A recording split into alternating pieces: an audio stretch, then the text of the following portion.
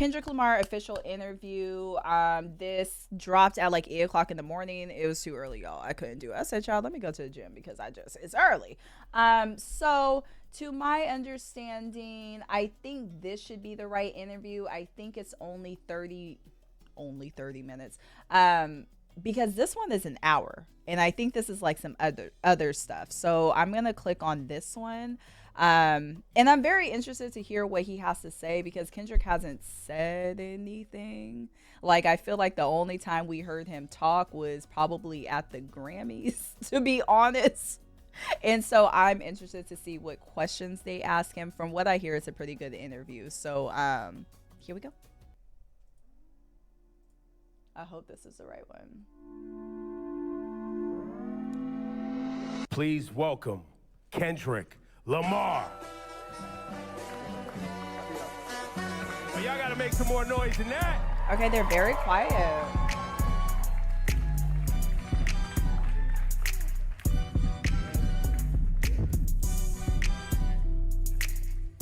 Good morning. How you doing?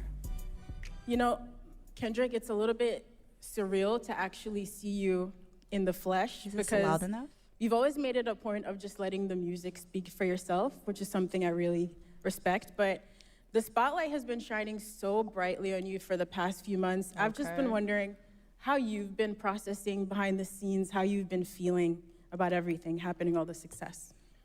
It's just really just I want to look at it like it's just a continuum of who I am, really. I've always stayed to myself, always been in my own bubble, whether it's with the fam or whether it's training. How I process it all is just, I continue to do what I was doing 10 years ago, and that's like, be better in myself, better in the craft, and not look at it as bright lights, you know? Mm-hmm. And it may sound cliche, but it always worked for me, even when I was younger, you know, playing sports or being in the forefront of presentations and stuff like that. It was like, I gotta look at myself in the mirror rather than looking at it as a crowd or, you know, fame and attention. So now, early days of your career, you know, Section 80 days, even early mixtapes. Overly dedicated, perhaps? As an MC. Did you ever think we'd be at the Super Bowl with this? I wasn't thinking about no Super Bowl. You never thought about the Super Bowl? I wasn't thinking about no Super Bowl for sure. We was thinking about the best verse and how we gonna split this $5 at Church's Chicken or something like that. It wasn't no Super Bowl. Going to the studio and getting a meal. But I think, well, what I know is the passion I have now is still the passion I had then. And I think that carried on to the Super Bowl. So it was all about being present. As long as I was present in the studio and present in whatever that line was or whatever that mistake was, rapping or doing hooks or choruses or whatnot, I was present in that moment. I felt that passion. I think being present and not actually foreseeing everything kept me in a grounded state of mind in order to be at, you know, big stages like this. That was a lot what this year was about, very too, focused. right? Like you, I guess, you know, you took it and put it on your back and you felt like a line needed to be drawn, right? Was that, you know, was that your intent when you rolled out this year? Was like, yo, I'm drawing a line. Like, this is what it is. My intent was to always keep, I think from day one was to always keep the nature of it as a sport. You know, I don't care how motherfuckers look at it as far as like, as a collaborative effort, you know, that's cool too, but I love when artists grit their teeth. Like, I still watch battle raps. I still watch Smack URL. We can tell. Murder Mook to Lux to Tay-Rock, you know, my bro Daylight. This has always been the core definition of who I am, and it's been that way since day one. So I don't think it was a thing for this year. It was always just a continuum. And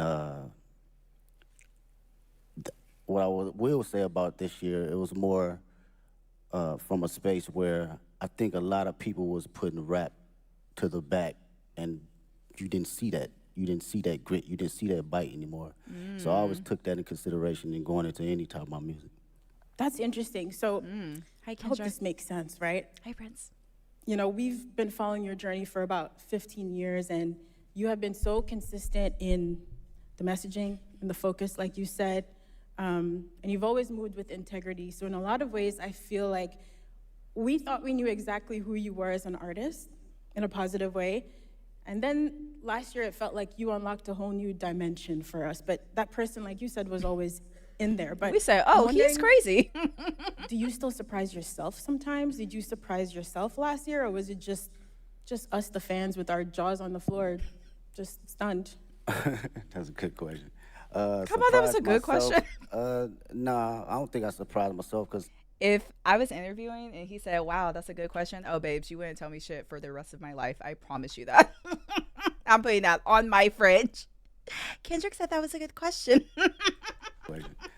surprised myself. Nah, I don't think I surprised myself because this for me and for my partners that's been around me since 2005, 2006, like my brothers, they know my personality. They know my capabilities, even when it wasn't presented to the public at first, right? So this is just like a revolving door of what I've been doing in Carson Studios, at the Homie Garage, or my brothers at TDE, or just anybody around the city of Compton in LA. It's just magnified to the level where I've progressed it and did enough hours to know, okay, I know where to place it now. I know how to make it connect with people. It feels like each album, too, getting to this point was like, it was an album for the culture, and it was an album for the critics. You know what I mean? And then it was for the critics, Yeah. and then GNX comes along, and it's like, nah. This is an album for anybody, LA. everybody, and anybody who want it. That too. At any time.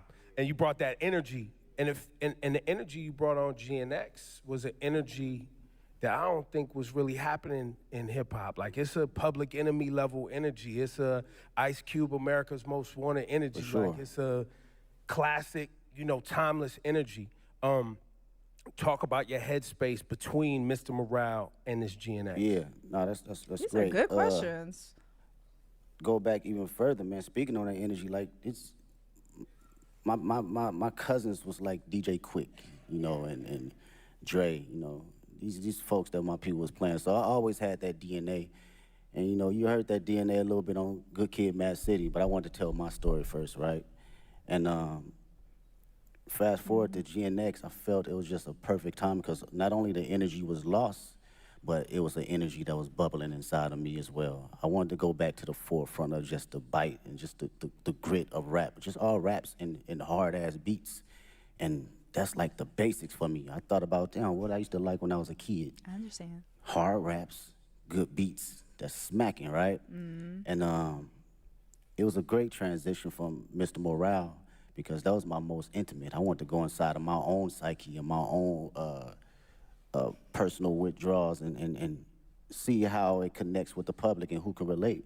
So during this time around, I think it was necessary coming out of that cocoon and feeling like, okay, I arrived now. I can spread my wings and show every state of who I am as far as Kendrick Lamar. And you really did spread your wings. I mean, you just came off a huge Grammy wins. You walked away with 5 awards, and Sheesh. you won Not Like Us won for song and Everything. record of the year, which in itself is remarkable. But I think for people who love and respect hip hop and the roots of this culture, the competitive spirit of it, it has been a little bit mind-bending that you created this massive cultural award-winning anthem out of a battle rap song. And how is that something, after you got off that Grammy stage, you got home in some quiet time, what was going through your head? I was just thinking about the culture, really. It's always that for me first. I'm not even bullshitting with you. It's like,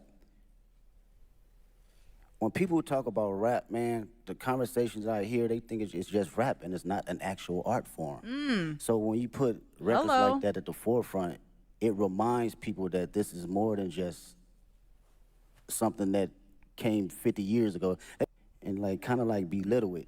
So I love to see that it gets that type of recognition for just straight raps, from awards to the billboards, all that, because this is truly just as big as an art form and a genre as any other genre. So that's what I think about, and I feel accomplished being able to do that, whether somebody else come behind me and do it again and quadruple it, I love to see it. If that was my purpose to do that, then that's exactly what it was for that particular moment. I think people are. I love that you said that. I love that you said that. I love that you said that so much because I feel like we have had this conversation for months at this point. I feel like we have this conversation at least once a week. It feels like a lot of people don't understand the impact in the culture that rap music has, and everyone just sees it as just a quick flip in a hot commodity, and that's how you get put on. And I feel like we especially, and now I'm about to rant, because I feel like we especially see that when the amount of people that tap into rap and hip-hop try to tap into this ecosystem, right? And then when they get tired of it, they drop it and they, go on to the next genre. Yes. It's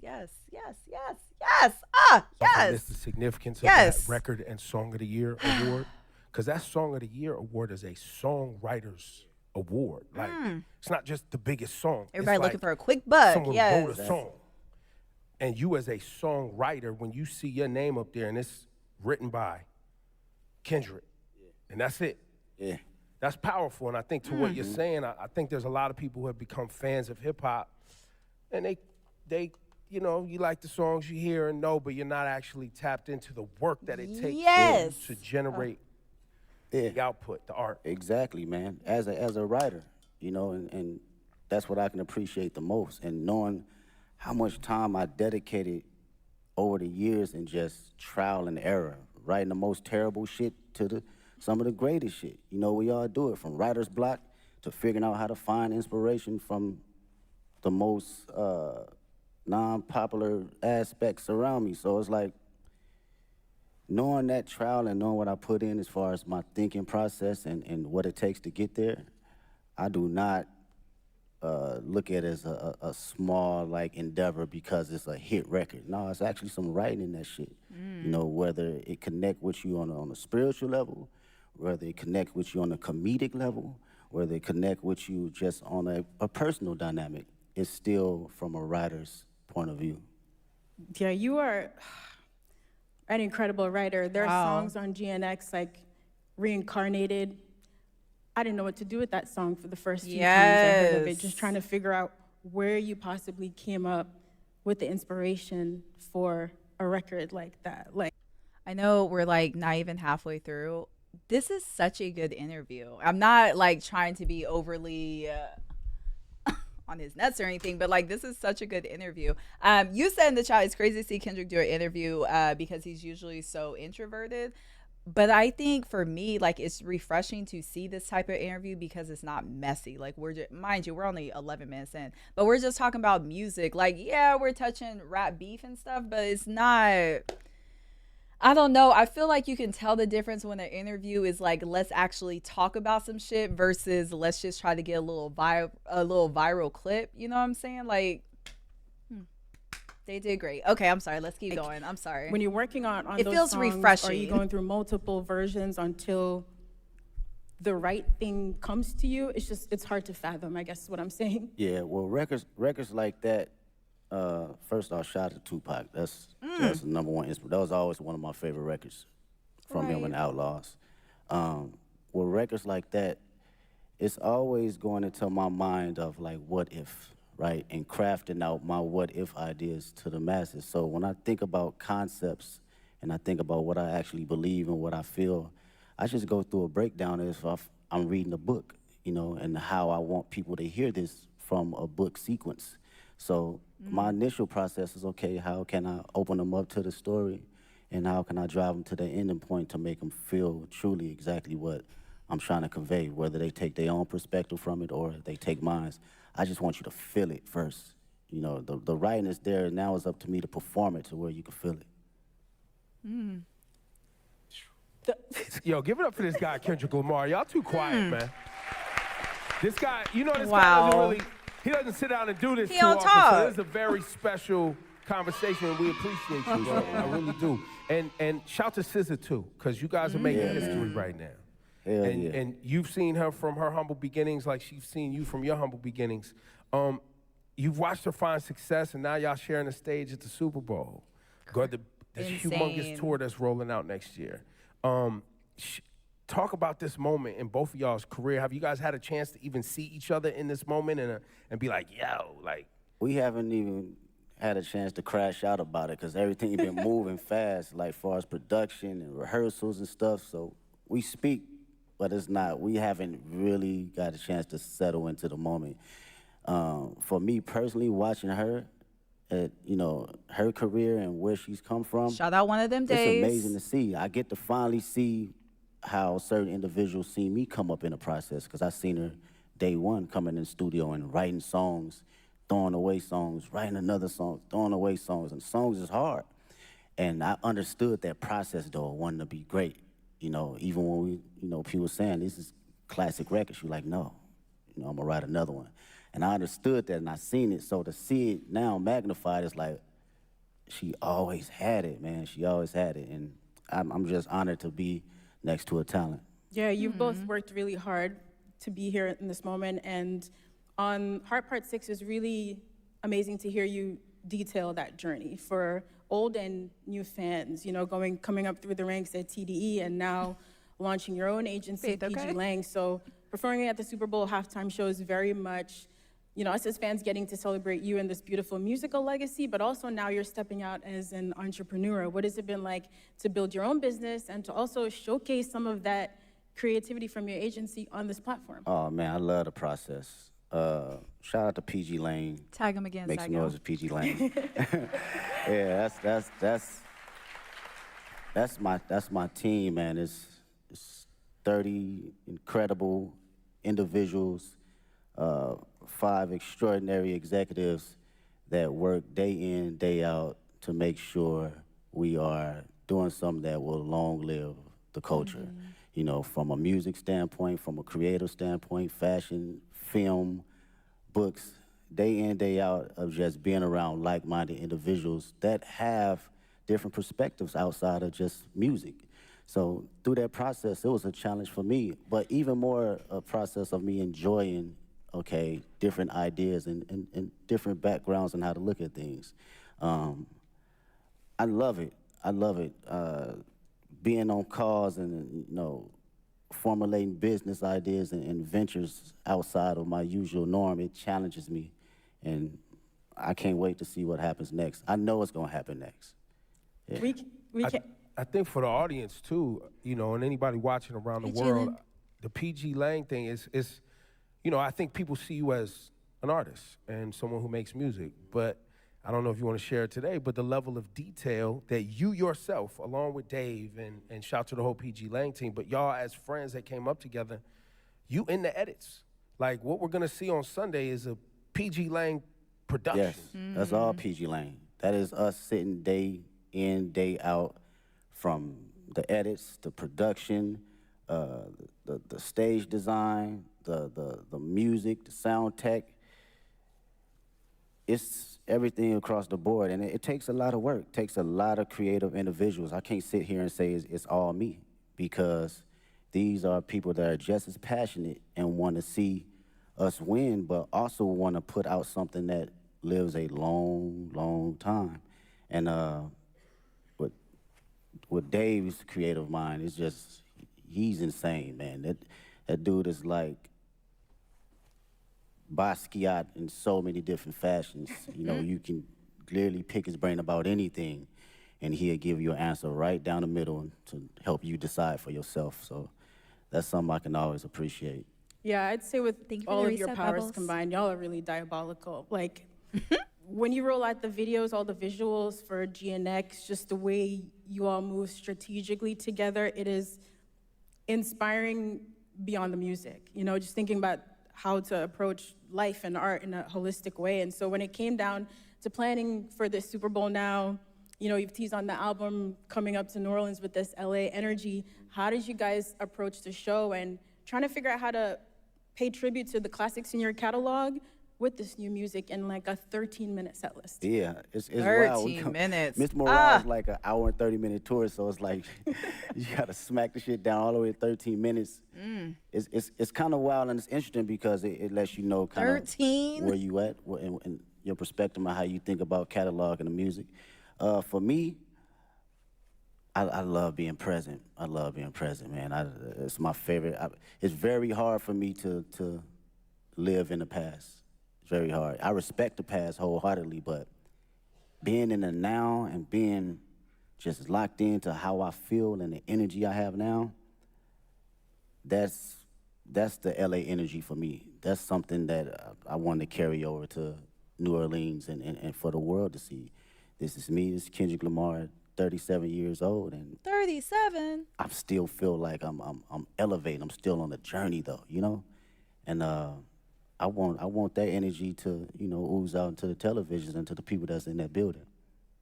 Well, and on that, the connection between black culture and New Orleans and how important and shaping our ancestors were in this town, music, jazz, all that.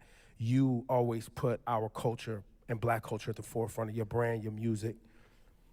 Same thing in LA. A lot of our family members moved out to California from the South for new opportunities. Man, what? There's a big connection between LA and the South. So when you say you walked in to New Orleans with that LA etiquette and all of that, I don't know if people really grasp that, but you got to be feeling that energy. That's a bar. Like when you are out ready on Sunday to do your thing. That's a bar. I didn't think about that. It's crazy, That's bro. interesting.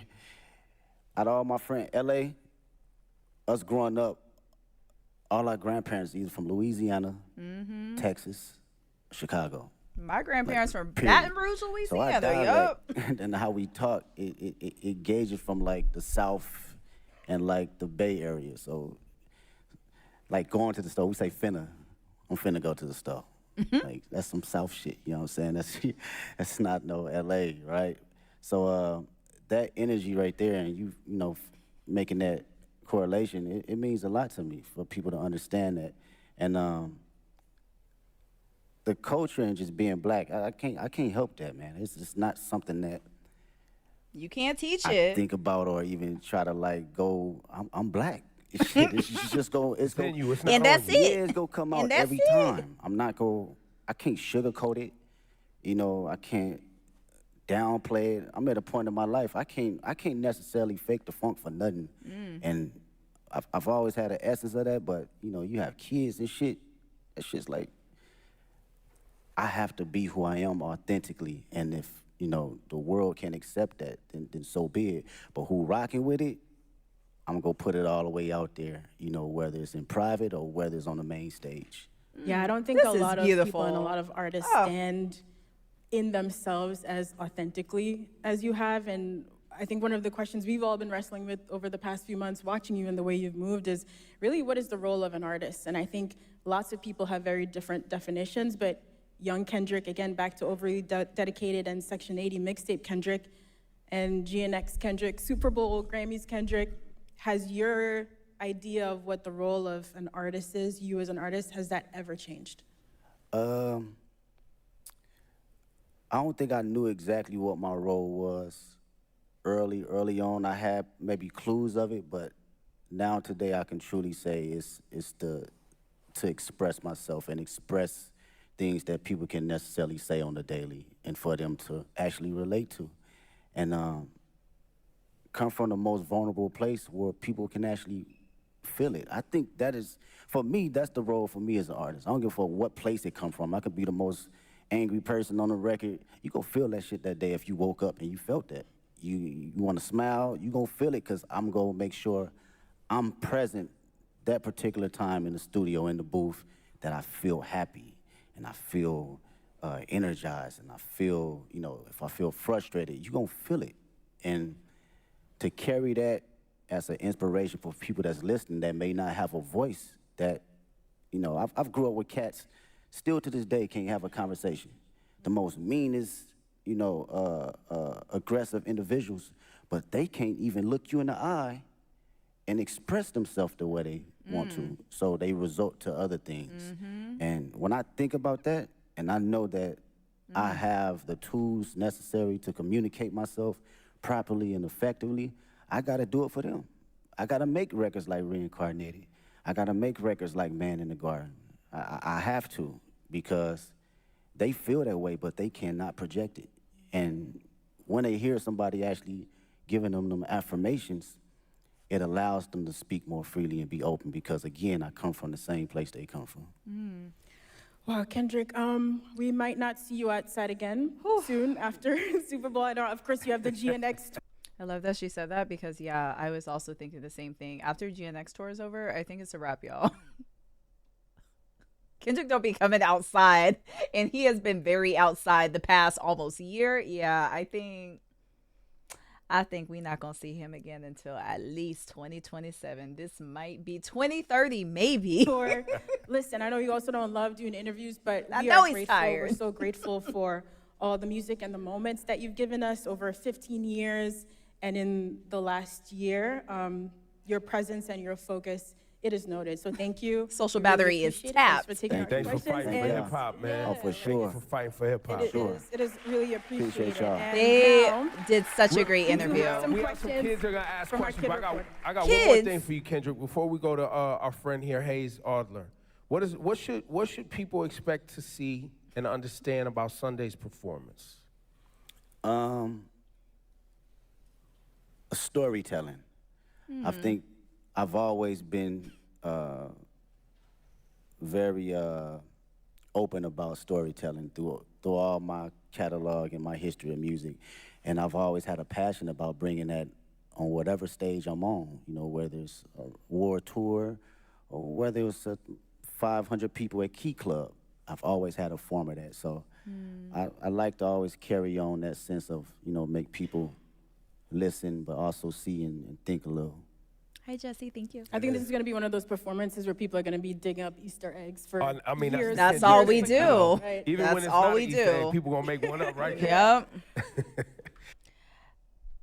I know there's another question coming. Are they going to ask about the snippet that's in the GNX trailer?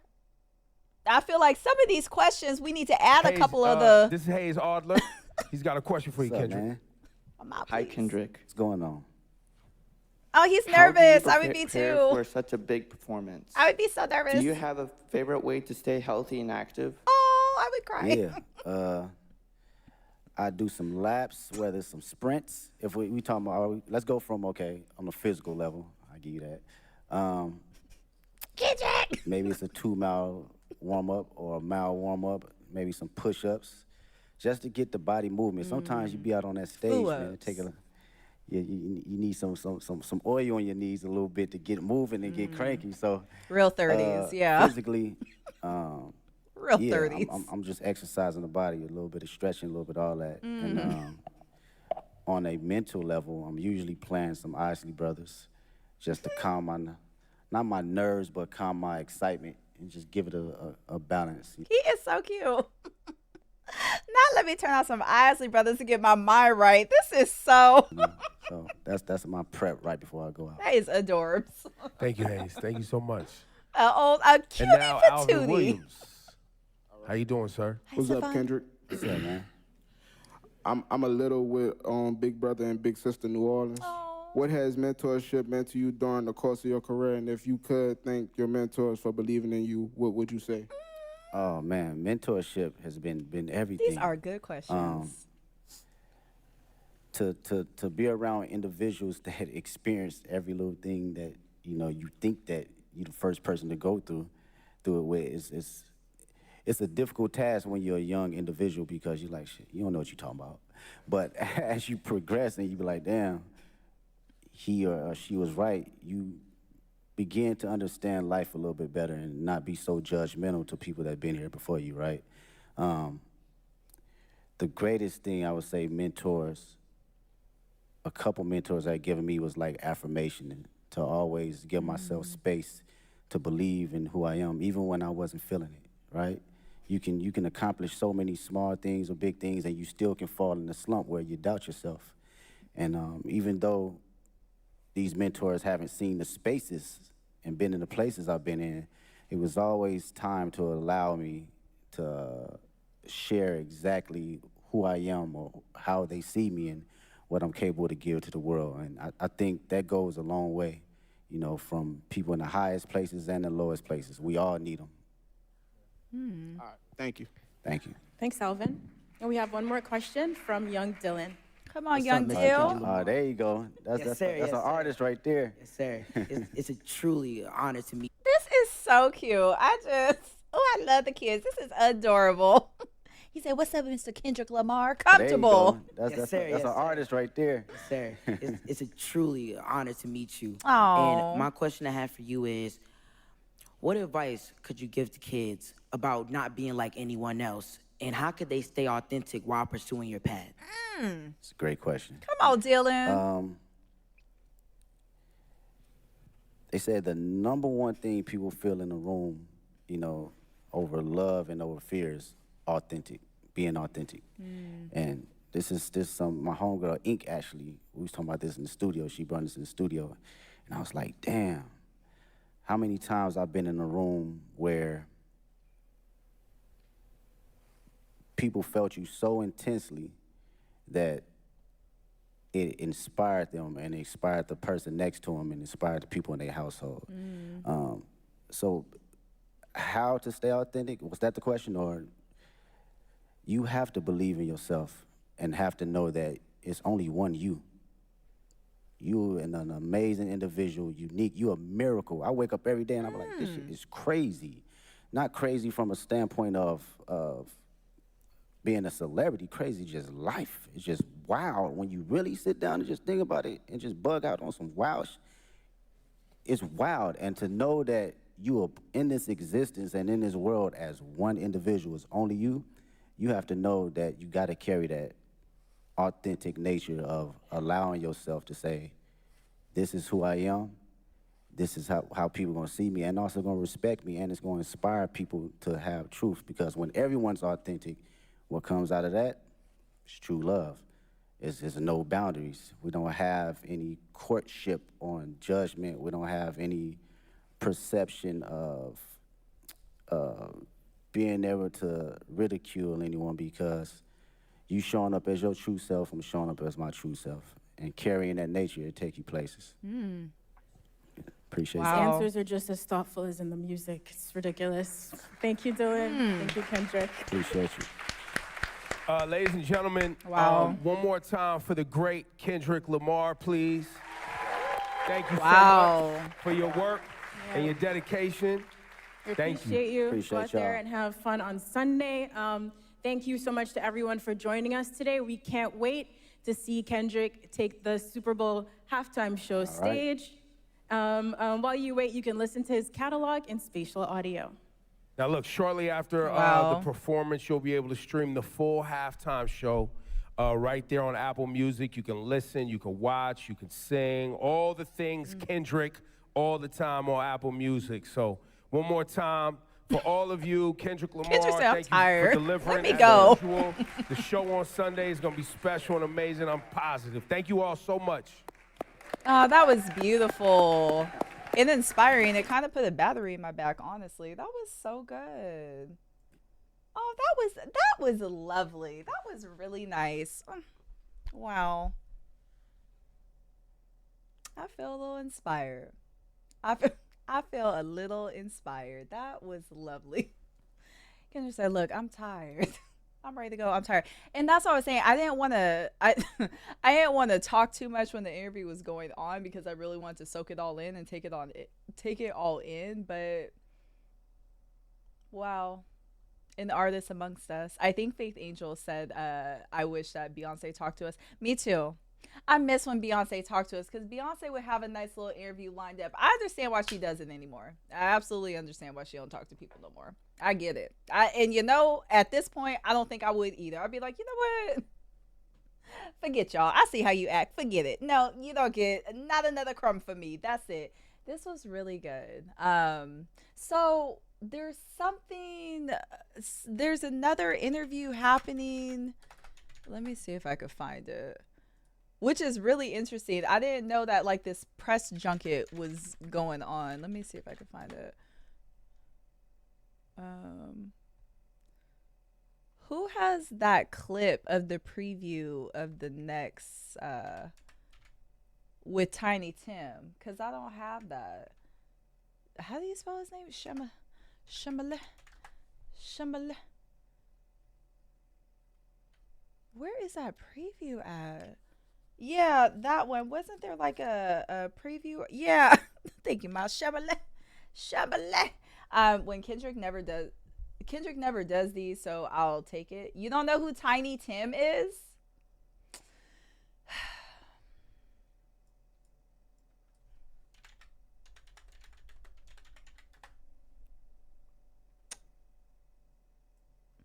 You know damn well who Tiny Tim is, y'all. Stop playing. When Kendrick, because there's a snippet, Tiny Tim, and he's doing the chop. Now chop, now chop, now chop. Remember, right? Okay, so while we look at this, where is that other clip? You know Tiny Tim. Come on. Timmy Tim. Damn, I can't find it.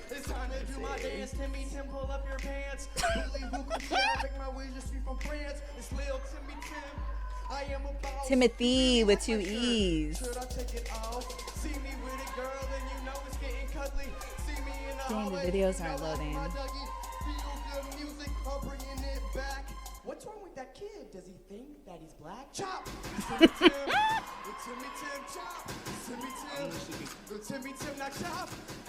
Thank you, Tiny Tim. Timmy Tim, I'm sorry. I don't have Twitter on my computer no more, and I don't feel like making a burner to sign in. But I found it. This this headline is so messy. Aspiring rapper granted opportunity to interview Kendrick Lamar. Ah! Messy. Okay, Kendrick, Timothy, 2 artists at the top of their game connect ahead of the Super Bowl. Full interview drops tomorrow morning. It's a 30-second snippet. Let's see what it says. I'm most looking forward to at the Super Bowl halftime show this year, seeing Kendrick, seeing what songs he chose. Because though I get to do this interview, I've been given no early access, you know. How random. Top shelf. Yeah, top shelf secrets. I'm excited to see if he brings anyone out. And I'm excited to see the vibe in New Orleans. Yeah. The city I've never been, so. You never been? Nope. Damn. Nope. Yeah. Yep. I don't know how to feel. That's so random. That's so I have no predictions on what this interview is going to give at all. Maybe it's going to be I don't know. Maybe it's going to be something lighthearted and I don't know, y'all. Maybe it's going to be this. I don't know. Well,